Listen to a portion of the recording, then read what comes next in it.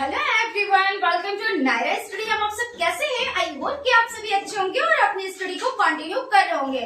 Friends, आज के video lecture में हम बात करने वाले हैं जो आपका सब्जेक्ट समावेशी शिक्षा हो जाता है, इसके कुछ पॉइंट्स पर डिस्कस करेंगे जो आप लोगों के लिए बहुत ज्यादा इंपॉर्टेंट हो जाते हैं, क्योंकि एग्जाम में इससे रिलेटेड क्वेश्चंस आते ही आते हैं, इसलिए बहुत ज्यादा आप लोगों के लिए इम्पोर्टेंट है। सो आप लोग वीडियो में लास्ट तक बने रहिएगा और वीडियो को बिल्कुल भी स्किप ना कीजिएगा, ठीक है ना फ्रेंड्स। और अगर अभी तक आप लोगों ने चैनल को सब्सक्राइब नहीं किया है और अभी आपने विजिट किया है, न्यू है आप चैनल पर, तो सब्सक्राइब जरूर कर लीजिएगा, क्योंकि एक ही बार आपको सब्सक्राइब करना रहता है और लाइक तो आपको रोज ही करना रहता है और हर क्लास में करना रहता है, जो आप लोग करते भी हो, ठीक। तो और सब्सक्राइब करने से होता क्या है, नोटिफिकेशन आपके पास पहुंच जाता है और आप क्लास को ज्वाइन कर पाते हैं।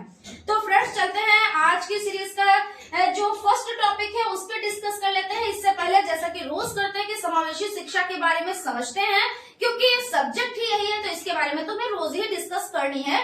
तो समान शिक्षा यानी एक जैसी शिक्षा बिना भेदभाव किए हुए जो शिक्षा एक अध्यापक देता है सभी बच्चों को, वो शिक्षा क्या कहलाती है? वो समावेशी शिक्षा कहलाती है, ठीक है ना। तो अब हम लोग टॉपिक की तरफ चलते हैं। टॉपिक क्या हो जाता है? बुद्धि शब्द का सर्वप्रथम प्रयोग किया। तो यहाँ पे क्या लिखा है? Francis Galton. तो अब आप कहोगे कि मैम यहाँ पे तो बड़ी कंफ्यूजन है, आपने बताया कि बुद्धि का सबसे पहले जिन्होंने परीक्षण किया तो वो तो विनय थे, तो यहाँ पे ये फ्रांसिस गाल्टन कहाँ से आ गए? क्वेश्चन को समझिए, क्वेश्चन क्या किया जा रहा है। इसी तरह से एग्जाम में क्या होते हैं, घुमा फिरा के क्वेश्चन दे दिए जाते हैं और आप लोग क्या होते हो, कंफ्यूज हो जाते हो। तो यहाँ पे क्या है? बुद्धि शब्द का सर्वप्रथम प्रयोग किया, यानी सर्वप्रथम प्रयोग किसने किया? तो फ्रांसिस गाल्टन ने। और बुद्धि परीक्षण सबसे पहले किसने किया? तो विनय महोदय ने किया। इन्होंने क्या किया कि एक तरह की बुद्धि बताई जो निरंकुशवादी सिद्धांत के नाम से भी फेमस हुआ, क्योंकि जब दूसरे जैसे आपके हो जाते हैं कि टर्मैन महोदय ये हो जाते हैं और भी बहुत से लोग हो जाते हैं, तो इन्होंने क्या बताया कि नहीं भाई बुद्धि एक जैसे, जैसे थॉर्नडाइक महोदय ने इन्होंने कहा, स्पीयरमैन महोदय ने कहा कि भाई नहीं, बुद्धि एक तरह की नहीं होती। किसी ने कहा 2 तरह की होती है, किसी ने कहा 3 तरह की होती है, किसी ने कहा बहुत तरह की होती है। तो बुद्धि कैसे एक तरह की हो सकती है? तो विनय का जो सिद्धांत था, यानी विनय महोदय का जो सिद्धांत था, बुद्धि एक तरह की होती है, तो उसको नकारा गया, यानी उसको निरंकुशवादी सिद्धांत के नाम से भी जाना गया। तो यहाँ पे हो जाता है, तो बुद्धि शब्द का सर्वप्रथम प्रयोग किया तो फ्रांसिस गाल्टन ने किया। उसके बाद बुद्धि कैसी है यहाँ पे है, आप कर लीजिएगा थोड़ा सा।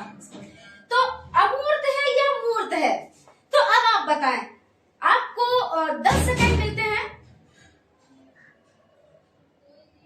देखिए, बुद्धि अमूर्त है या मूर्त? अब आप सोचेंगे कि कैसी है बुद्धि, तो हम आपको बताते हैं। जैसे आप सोचते हो, समझते हो, तो और बुद्धि कैसी है? अच्छा आप बताओ, बुद्धि क्या दिखाई देती है? नहीं ना। जो चीज दिखाई ना दे वो अमूर्त है, जो चीज दिखाई दे वो मूर्त है। तो जब बुद्धि दिखाई नहीं देती है यानी वो अमूर्त है, जो भी चीज नहीं दिखाई देती वो अमूर्त हो जाती है, यानी बुद्धि कैसी हो जाती है? तो अमूर्त हो जाती है। उसके बाद है बुद्धि लब्धि का पूर्ण सूत्र किसने दिया? तो बुद्धि लब्धि के देखिए हमने आपको 2 सूत्र बताए। सबसे पहले बुद्धि लब्धि मानसिक आयु बटे वास्तविक आयु गुणे 100, और एक है बुद्धि लब्धि बराबर मानसिक आयु बटे वास्तविक आयु, ठीक है। इसमें गुणे 100 नहीं है।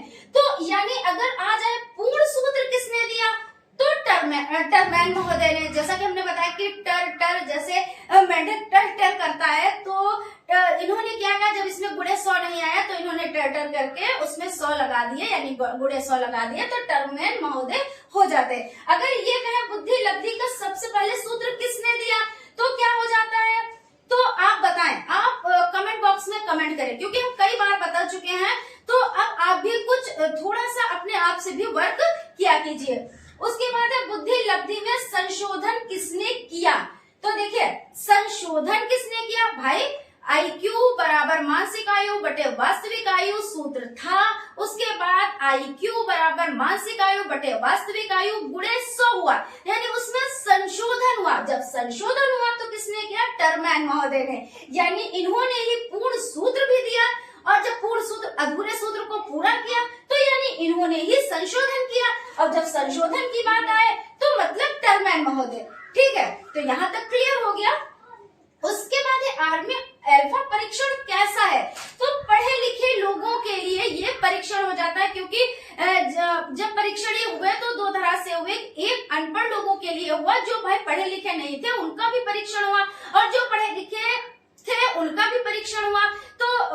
कैसे हुआ कि भाई कुछ लिखा गया, जैसे एग्जाम होते हैं अपने लोगों के, भाई ऑब्जेक्टिव टाइप क्वेश्चन दे दिया तो वही तो कर पाएंगे जो पढ़े हैं, और जो नहीं पढ़े हैं तो वो तो ऐसे नहीं कर पाएंगे। तो यहाँ पे हो जाता है आर्मी अल्फा परीक्षण कैसा है, तो पढ़े लिखे लोगों के लिए हो जाता है।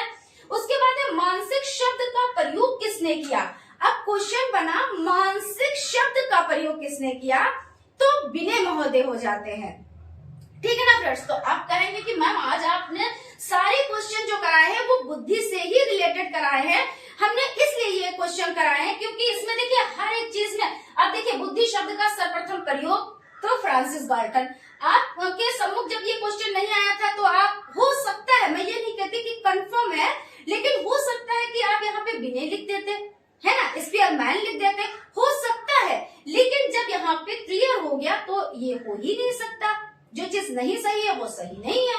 उसके बाद बुद्धि कैसी है इस पे भी डिस्कस नहीं किया था, तो बुद्धि अमूर्त हो जाती है। उसके बाद बुद्धि लब्धि का पूर्ण सूत्र, सूत्र की बात तो हमने बहुत बार करी, लेकिन ये नहीं कि पूर्ण सूत्र, क्योंकि क्वेश्चन घुमा फिरा के पूछे जाते हैं, तो इसलिए आपकी तैयारी इस तरह से की जा रही है। देखिए आपकी जो डीएलएड फर्स्ट सेमेस्टर हो जाता है उसमें आपका यानी फर्स्ट सेमेस्टर से लगा के फोर्थ सेमेस्टर तक इस तरह के क्वेश्चन पूछे जाते हैं, प्लस आपका सीटेड हो जाता है, और भी टीचर से रिलेटेड जितने भी यानी टीचिंग से रिलेटेड जितने भी एग्जाम हो जाते हैं उसमें इस तरह के क्वेश्चंस पूछे जाते हैं। यानी ये सब चीजें, ये जितने भी क्वेश्चंस हो जाते हैं इस तरह के, ये आपका पीछा नहीं छोड़ने वाले हैं। तो फिर जितने भी डाउट, जितने भी कंफ्यूजन है सभी को दूर कर ले और अच्छे से क्लास ज्वाइन करे, अच्छे से नोट्स बनाए और आप लोग सफलता को प्राप्त करें। और फ्रेंड्स हम कहना चाहेंगे, जैसे कहते नहीं है कि पहले चांद नजर आता है उसके बाद चांद में भी दाग नजर आता है, यानी कहने का मतलब ये हो जाता है कि हमें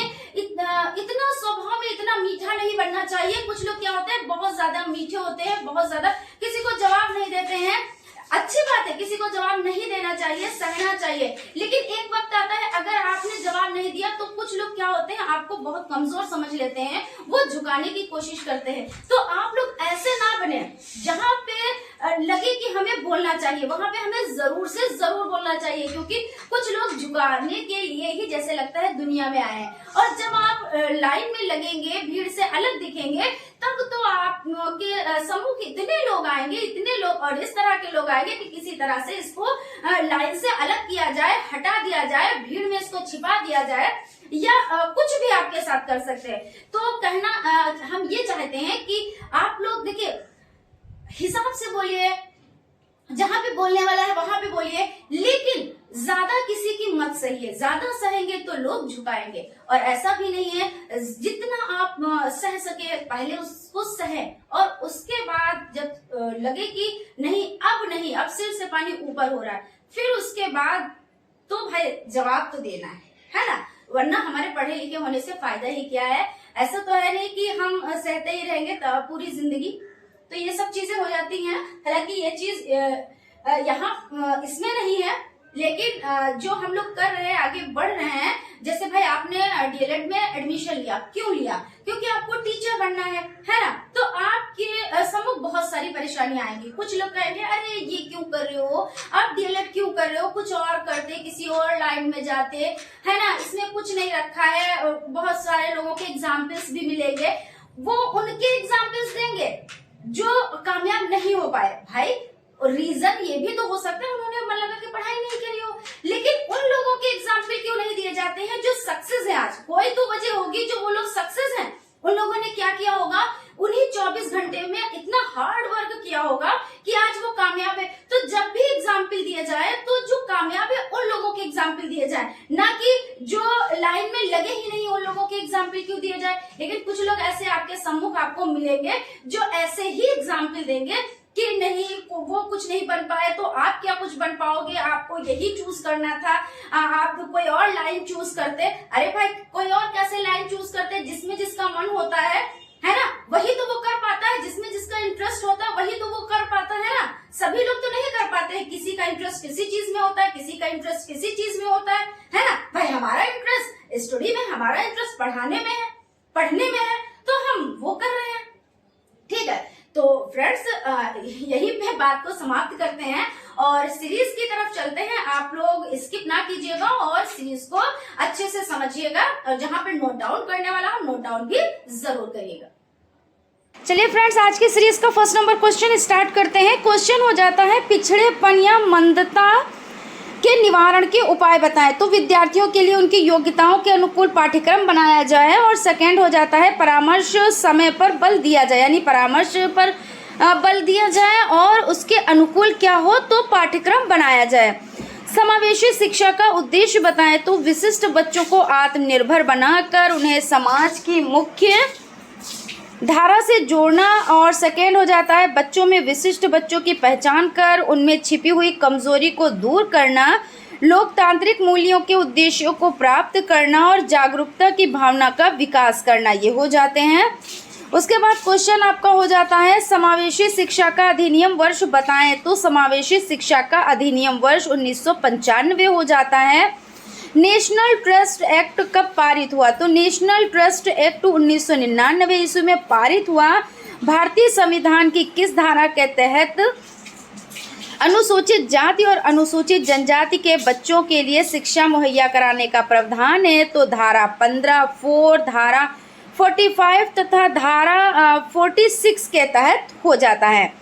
समावेशी शिक्षा का महत्व या आवश्यकता बताएं। तो समावेशी शिक्षा द्वारा विशिष्ट बच्चों के अंदर छिपी हुई प्रतिभा को निखारा जाता है और समावेशी बच्चों यानी समावेशी शिक्षा के द्वारा बच्चों को आत्मनिर्भर बनाया जाता है और समावेशी शिक्षा के द्वारा बच्चों में जागरूकता की भावना का विकास किया जाता है। और समावेशी शिक्षा आपको पता ही है समान शिक्षा है ना।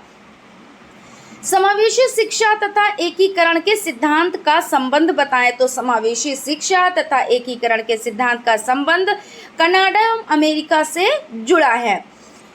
EDSS का पूरा नाम बताइए, इसे किस वर्ष प्रारंभ किया गया? तो EDSS का पूरा नाम माध्यमिक स्तर पर निःशक्तजन समावेशी शिक्षा योजना है। इसका प्रारंभ 2009 से 10 में हुआ था। निःशक्त व्यक्ति अधिनियम वर्ष बताएं। तो निःशक्त व्यक्ति अधिनियम वर्ष सन 1995 हो जाता है। कब हो जाता है? तो 1995 हो जाता है। एकीकृत शिक्षा कब प्रारंभ हुई? तो एकीकृत शिक्षा 1974 ईस्वी में प्रारंभ हुई थी। एकीकृत शिक्षा परियोजना का प्रारंभ कब हुआ? तो एकीकृत शिक्षा परियोजना का प्रारंभ 1930 ईस्वी में हुआ था। ठीक है, नेक्स्ट क्वेश्चन की तरफ चलते हैं। नेक्स्ट क्वेश्चन हो जाता है समन्वित शिक्षा कब प्रारंभ हुई? तो समन्वित शिक्षा वर्ष 2005 में प्रारंभ हुई थी। राष्ट्रीय विकलांग नीति कब आई? तो राष्ट्रीय विकलांग नीति वर्ष 2006 में आई थी। IEDC का पूरा नाम बताइए, इसका प्रारंभ कब हुआ था? तो समेकित शिक्षा व्यवस्था योजना, इसका प्रारंभ सन 1974 यानी 1974 में हुई थी। निःशक्तजन अधिनियम कब बना? तो ये अधिनियम सन 1995 ईस्वी में बना था। एकीकृत शिक्षा क्या है? भारत में समावेशन प्रक्रिया का आरंभ एकीकृत शिक्षा के रूप में हुआ है। एकीकृत शिक्षा के माध्यम से दृष्टिबाधित बच्चों को सामान्य बच्चों के साथ पास के सामान्य विद्यालय में ही शिक्षा देने की योजना हो जाती है, यानी एकीकृत शिक्षा कहलाती है। वाक दोष का अर्थ स्पष्ट कीजिए। वाक दोष या यहाँ पे आपका अथवा में है श्रवण विकृति क्या है? तो वाक दोष वो दोष है जिसके अंतर्गत दोषपूर्ण उच्चारण, दोषपूर्ण स्वर, अटकना एवं हकलाना, देर से वाणी विकास आदि विकार आते हैं। क्वेश्चन है असुविधा संपन्न समूह के बच्चे कौन है? तो शारीरिक रूप से विकलांग, मानसिक रूप से विकलांग, अनुसूचित जाति के बच्चे, अनुसूचित जनजाति के बच्चे हो जाते हैं। TKN मेनन के अनुसार शैक्षिक रूप से पिछड़े बालक किसे कहते हैं? तो TKA मेनन के अनुसार भारतीय स्थिति में पिछड़ा बालक वो है जो अपनी कक्षा की औसत आयु से 1 से अधिक वर्ष बड़ा हो। यानी क्या है, कक्षा में तो है लेकिन उस कक्षा के अकॉर्डिंग बड़ा हो, है ना, वो कौन सा बच्चा कहलाता है? तो जो पिछड़ा बालक होता है वो। निर्देशन किसे, यानी निर्देशन कितने प्रकार का होता है? तो निर्देशन 3 प्रकार का होता है। व्यक्तिगत निर्देशन, शैक्षिक निर्देशन, व्यावसायिक निर्देशन। ये हो जाते हैं श्रवण विकलांग। कितने प्रकार का होता है? तो चालकीय श्रवण दोष, संवेदनिक श्रवण दोष ये हो जाते हैं। अन्वेषण विधि के खोजकर्ता कौन है? तो अन्वेषण विधि के खोजकर्ता प्रोफेसर आर्मस्ट्रॉन्ग हैं। उसके बाद क्वेश्चन है प्रोजेक्ट विधि के खोजकर्ता कौन है? तो प्रोजेक्ट विधि के खोजकर्ता किलपेट्रिक महोदय हो जाते हैं। अगर बात की जाए तो प्रोजेक्ट विधि की मूल अवधारणा जॉन डीवी के द्वारा दी गई थी। अगर क्वेश्चन आ जाए कि अवधारणा किसके द्वारा दी गई थी, तो जॉन डीवी के द्वारा दी गई थी। और जो उनके शिष्य थे कौन? तो किलपेट्रिक। तो इन्होंने विधि का प्रतिपादन किया। उसके बाद हो जाता है टीएटी का प्रयोग किस टेस्ट के लिए होता है? तो टीएटी का प्रयोग व्यक्तित्व परीक्षण के लिए होता है। नेक्स्ट क्वेश्चन है 80 से 89 यानी 80 से 89 IQ वाले बच्चे कैसे होते हैं? तो मंदबुद्धि बच्चे होते हैं। और 70 से 79 IQ वाले बच्चे कैसे होते हैं? तो वो क्षीण बुद्धि वाले होते हैं। और नेक्स्ट आपका हो जाता है 50 से 69 IQ वाले बच्चे कैसे होते हैं? तो वो अल्प बुद्धि वाले बच्चे होते हैं। और बाल अपराध के कोई 2 कारण लिखिए। तो विघटित परिवार और गरीबी। क्योंकि जब बच्चों में अपराध की भावना आती है तो कब आती है? बच्चे अपराध की तरफ कब जाते हैं? जब गरीबी होती है या विघटित परिवार होते हैं, मतलब बच्चों पे ध्यान नहीं दिया जाता है, तो क्या होता है? बच्चे कहाँ पे पहुँच जाते हैं? बाल अपराध में पहुँच जाते हैं, फिर उनसे अपराध होने लगते हैं। यानी कहने का मतलब ये हो जाता है कि बच्चों की जो भी ज़रूरतें हैं उनको मद्देनज़र रखना चाहिए, उनको पूरा करना चाहिए, क्योंकि वरना क्या होता है कि अपराधी वो बन जाते हैं। मंदबुद्धि बालकों यानी मंदबुद्धि के बालकों का प्रकार बताएं। तो मंदबुद्धि बालक 3 प्रकार के होते हैं, जड़ बुद्धि, हीन बुद्धि और मूढ़ बुद्धि हो जाते हैं। उसके बाद है सामूहिक बुद्धि परीक्षण की विशेषता बताएं। तो सामूहिक बुद्धि परीक्षण शाब्दिक तथा अशाब्दिक दोनों होता है। राष्ट्रीय न्यास अधिनियम का वर्ष बताएं। तो राष्ट्रीय न्यास अधिनियम का वर्ष सन 1999 है। राज्य सरकार प्रतिवर्ष निःशक्त बच्चों को कितनी धनराशि देती है? तो राज्य सरकार प्रतिवर्ष निःशक्त बच्चों को 600 रुपये की धनराशि देती है। बुद्धि परीक्षण के जनक कौन हो जाते हैं? तो बुद्धि परीक्षण के जनक विनय महोदय हो जाते हैं। और इन्होंने 1905 ईस्वी में परीक्षण दिया। इन्होंने कहा देखिए बुद्धि, जब इन्होंने एकल बुद्धि परीक्षण दिया तो उन्होंने 1911 में दिया और बताया कि बुद्धि एक तरह की होती है। फिर उसके बाद ये कहा गया कि नहीं, बुद्धि भाई एक तरह की नहीं होती है, बुद्धि 2 तरह की होती है। ये बात किसने कहा? तो स्पीयरमैन महोदय ने कहा। फिर स्पीयरमैन महोदय ने एक चीज़ और कही कि नहीं भाई, बुद्धि 2 तरह की नहीं होती है, बुद्धि भाई जो होती है वो 3 तरह की होती है। उसके बाद देखिए उन्होंने अपनी ही बात को नकारा और बुद्धि को 3 तरह का बताया। लेकिन फिर उसके बाद थॉर्नडाइक महोदय आए, उन्होंने कहा नहीं भाई, बुद्धि मैं नहीं मान सकता, ना तो बुद्धि एक तरह की होती है, ना 2 तरह की होती है, ना 3 तरह की होती है। भाई बुद्धि तो बहुत तरह की होती है। तो इन्होंने क्या किया? थॉर्नडाइक महोदय ने बहुकारक सिद्धांत का प्रतिपादन कर दिया। उसके बाद और भी कुछ लोग आए, कुछ लोगों ने अपना अपना समर्थ दिया, जैसे समूह तत्व सिद्धांत। तो सिद्धांत के समर्थों में थॉर्स्टन 1938 का नाम प्रमुख हो जाता है। इन्होंने पुस्तक प्राइमरी मेंटल रियलिटी यानी प्राथमिक मानसिक योग्यता, इन्होंने कुल 13 तत्व बताया और इनमें 7 तत्वों को प्रमुख तत्व बताया। अन्य सिद्धांत और भी सिद्धांत हो जाते हैं। त्रिचापित सिद्धांत प्रतिपादक कौन है? स्टर्नबर्ग हो जाते हैं, जैसे कि अभी हमने बताया। तरल ठोस सिद्धांत तो कैटल हो जाते हैं। विकासात्मक सिद्धांत तो जीन पियाजे हो जाते हैं। बुद्धि का वक्खा का सिद्धांत तो हैव हो जाते हैं। और पदानुक्रमित सिद्धांत तो फिलिप बर्नर हो जाते हैं। और अगर आपसे क्वेश्चन कर लिया जाए, बहुत ज़्यादा आप लोगों के लिए इम्पोर्टेंट है, बहुत ही ज़्यादा, कि सबसे पहले बुद्धि लब्धि का सूत्र किसने दिया? तो बुद्धि लब्धि का देखिए सबसे पहले जो सूत्र आया था, तो IQ बराबर मानसिक आयु और आपका हो जाता है बटे वास्तविक आयु, ये सूत्र आया था। तो इस सूत्र को किसने दिया था? तो स्टर्न महोदय ने दिया था। अब आप इसको याद कैसे रखेंगे? देखिए 7 से 100 होता है और 7 से स्टर्न होता है ना, आधा 7 से। तो जिसमें 100 लगा हो, मान लीजिए उसमें स्टर्न महोदय नहीं है, इस तरह से याद कीजिएगा। और जिसमें स्टर्न महोदय है यानी सा लगा हुआ है, उसमें 100 नहीं लगे हैं। तो यानी आप इस तरह से याद कीजिएगा। तो जिसमें 100 नहीं लगे हैं तो वो कौन है? तो स्टर्न महोदय हो जाते हैं। ठीक है। फिर उसके बाद सूत्र आया कि मानसिक आयु बटे वास्तविक आयु गुणे 100। इस सूत्र को किसने दिया? यानी गुणे 100 इसमें बढ़ाया गया।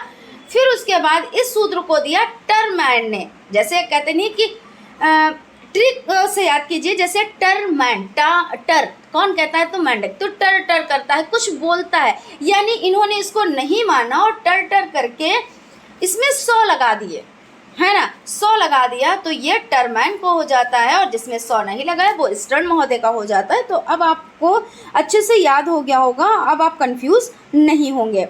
उसके बाद है बुद्धि लब्धि सूत्र पूर्ण रूप से किसने दिया। अब देखिए वही क्वेश्चन आ गया जो अभी हम लोगों ने जिस पर डिस्कस किया। तो पूर्ण रूप से यानी पूरा, जिसमें गुणे 100 भी दिए हैं, तो क्या कि टर टर करके इन्होंने क्या किया, उसमें 100 लगा दिया, यानी गुणे 100 तो टरमैन। और शाब्दिक सामूहिक परीक्षण का दूसरा नाम बताएं तो शाब्दिक सामूहिक परीक्षण का दूसरा नाम आर्मी अल्फा परीक्षण हो जाता है, और अशाब्दिक सामूहिक परीक्षण का दूसरा नाम अशाब्दिक सामूहिक परीक्षण का दूसरा नाम आर्मी बीटा परीक्षण हो जाता है। उसके बाद नेक्स्ट क्वेश्चन की तरफ चलते हैं। बुद्धि परीक्षण, बुद्धि लब्धि के आधार पर बालकों को कितने वर्गों में बांटा गया, तो सामान्य बुद्धि, श्रेष्ठ बुद्धि, मंद बुद्धि, इतने वर्गों में बांटा गया है। डॉक्टर जलोटा ने किस बुद्धि परीक्षण का निर्माण किया है, तो डॉक्टर जलोटा ने सन 1951 ईस्वी में सामूहिक बुद्धि परीक्षण का निर्माण किया था। परामर्श किसे कहते हैं, तो किसी व्यक्तिगत समस्याओं कठिनाइयों को दूर करने के लिए दी जाने वाली सहायता, सलाह और मार्गदर्शन को परामर्श कहते हैं। यहाँ तक आपका हो गया। क्वेश्चन है अल्फ्रेड बिने ने अपना पहला बुद्धि परीक्षण कब दिया, तो देखिए जब अल्फ्रेड बिने ने बुद्धि परीक्षण दिया तो 1905 ईस्वी में। यहाँ पे क्या दिए हुए हैं 1915, तो आपका ये गलत हो जाता है, आप 5 यहाँ पे लिख लीजिएगा, ठीक है ना। उसके बाद परामर्श की 2 विधियों के नाम लिखिए, तो परामर्श हो जाता है निर्देशात्मक परामर्श और अनिर्देशात्मक परामर्श, ये हो जाते हैं। समावेशी शिक्षा का क्या अर्थ है, तो समावेशी शिक्षा से तात्पर्य है कि छात्रों को सार्थक शिक्षा अनुकूलतम पर्यावरण में उपलब्ध कराई जाए जिससे वे अपने जीवन को सफल बना सकें। इसमें योग्यता, शारीरिक अक्षमता, भाषा, संस्कृति, पारिवारिक पृष्ठभूमि उनमें किसी प्रकार का अवरोध उत्पन्न न कर सकें। तो फ्रेंड्स यहाँ पर आप लोगों का सेशन कंप्लीट होता है। आई होप आप लोगों को सेशन अच्छा लगा होगा, और अगर सेशन अच्छा लगा है तो एक लाइक ज़रूर कीजिएगा, और अगर अभी तक आप लोगों ने चैनल को सब्सक्राइब नहीं किया है तो प्लीज़ सब्सक्राइब कर लीजिएगा, और बेल आइकन को भी ज़रूर प्रेस कर लीजिएगा जिससे कोई भी नोटिफिकेशन हो वो आप तक पहुँच सके। तो फ्रेंड्स मिलते हैं नेक्स्ट क्लास में। Thank you.